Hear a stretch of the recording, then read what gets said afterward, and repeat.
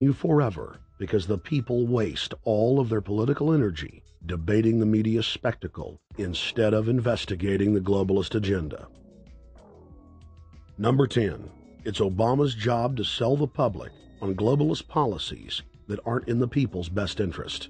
But the overlords have many salesmen.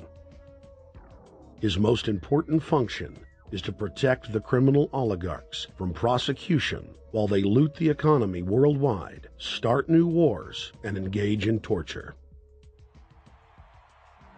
They're called Generation O, and they were the key to Barack Obama's White House win. During the campaign, Barack Obama used the internet like no other candidate before him, harnessing the energy of millions of his supporters. But the question now is, what to do with this young, eager, energetic army? This gives Barack Obama and his administration contact information for so many people, so next time he needs to push his legislation, he can contact all these people. Kennedy-esque. I feel as though this was like when John F. Kennedy was elected. Shouting, smiles, and tears. This is the best day of my life! It was the scope of Obama's victory that was most impressive. I saw a photograph of Obama playing basketball. And I said, you know what? I see him as a leader, and that's the world that's in his hands. Own a piece of history, commemorating the day the world changed forever. His confident smile and kind eyes are an inspiration to us all. In summation, Barack Obama is a Madison Avenue created fad. All of the crazed Obama worship, being pushed by the corporate media, is scientifically designed to capture the public in a net of peer pressure mass euphoria. If the New World Order can just distract the public for a few more years, the elite can finish constructing their police state control grid. Now, a lot of times, we don't want to know the issue. Right. We don't want to know the issue. We feel, what do you call this thing where you get this false sense of gratification, but because a black man is in office, everything's going to be all right. No, everything's not going to be all right. Yeah. Until you look into the agenda and what the Democratic Party has been about, is about, and will be about, regardless if Barack Obama is the president or not. And that's real. Barack Obama is the perfect Trojan horse. He makes the people feel like they finally have a place at the table, even as he betrays them. I won't have to worry about paying my mortgage. Oh, it's such a blessing to see you, Mr. President. Thank you for taking time out of your day. Never in my life would think that this would ever happen. Sadly, many Obama supporters can't see what's right in front of their faces because they've already invested their very identity in this artificially created cult movement. Throughout history, it has happened over and over again. People turn their intellect over to cult of personality mass movements, and it's happening again. The evidence presented in this film is documented fact, and those that ignore what history has taught us do so at the peril of us all. As frightening as the information in this film is, there are many things we can do to stop the globalist agenda dead in its tracks. First, we expose the cult of Obama for what it is, a sad hoax. Next, realize that we are all being propagandized 24/7. Investigate all information for yourself, be it political parties, the media, or this film. Be aware of the tricks that the elite use, like the staging of false flag terror attacks and other crises. Rediscover the Constitution and Bill of Rights. Promote a culture of true liberty.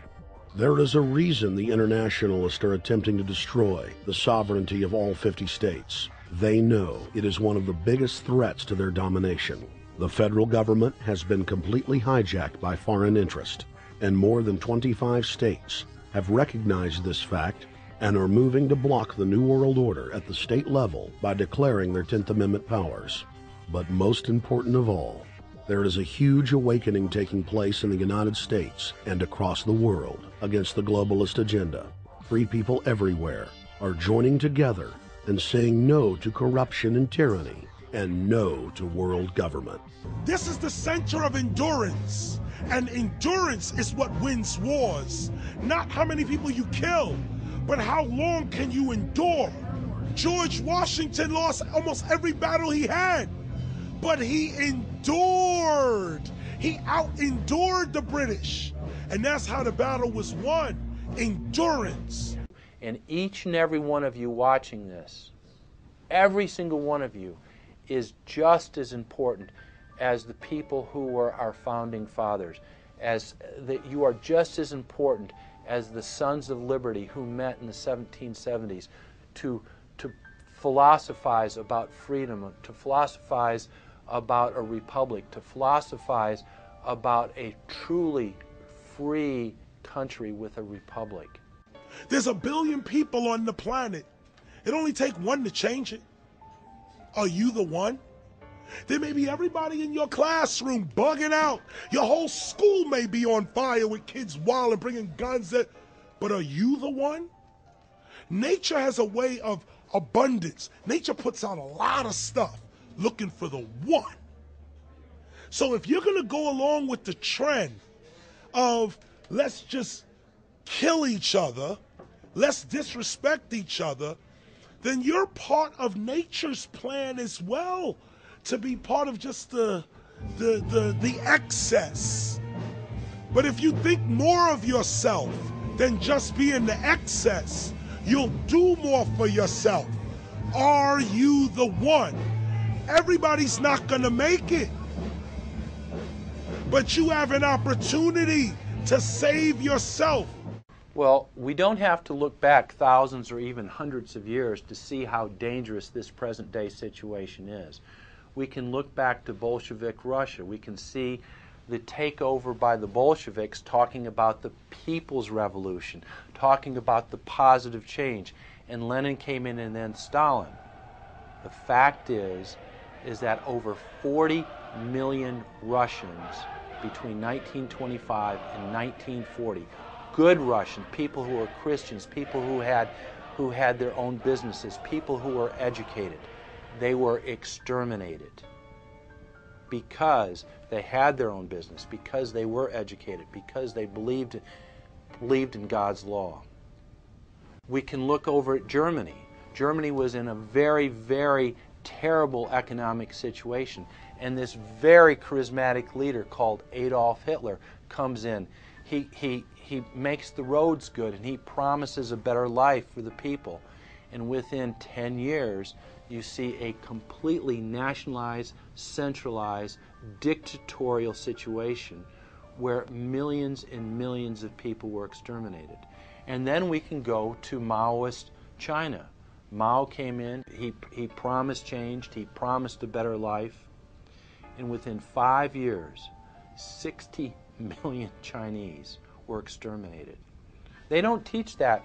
They don't teach that in the schools these days, and it wasn't that long ago. And I pray to God that this will not happen in the United States.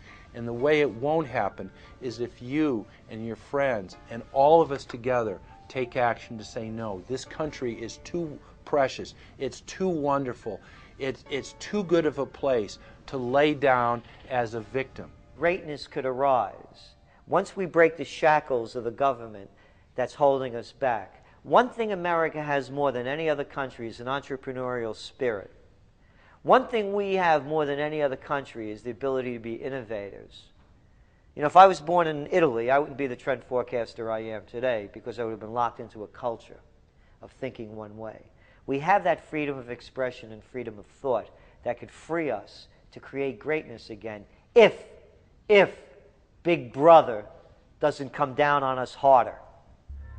Humankind is at a historic crossroads.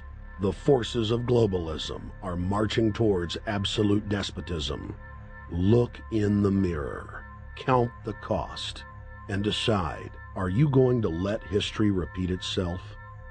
Or will you stand tall with freedom lovers everywhere and stop the completion of a world dictatorship?